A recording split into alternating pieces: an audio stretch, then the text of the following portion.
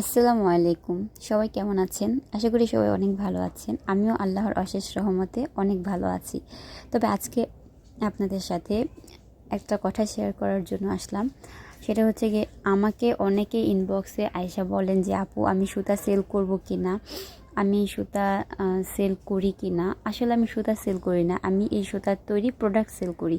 তবে এখন ভাবতেছি অনেকে আমাকে জিজ্ঞেস করে কমেন্টে, তারপরে মেসেঞ্জারে জিজ্ঞেস করে যে আপু এই সুতাগুলো কোথায় পাবো, এই সুতাগুলো কত, মানে কীরকম, মানে কোথায় কীরকম দাম রাখে, এরকম অনেকেই আমাকে কোয়েশ্চেন করেন। তো আমি ভাবতেছি আপনাদের জন্য আজকে আমি এখন থেকে সুতা সেল করা শুরু করব। সবাই যেহেতু চাচ্ছেন যে আমি যাতে আপনাদের কাছে সুতা সেল করি, আপনারা যেহেতু এই সুতাগুলো খুঁজে পাচ্ছেন না, আমি আসলে আমার হাজব্যান্ডের এক ফ্রেন্ডের মাধ্যমে এই সুতাগুলো আনিয়ে থাকি। আসলে আমি নিজেও জানি না এই সুতাগুলো ওনারা কোথা থেকে আনে। তো উনি আমাকে অনেক সুতা আইনা দেয়, আর উনি এগুলা পাউন্ড হিসাবে সেল করে।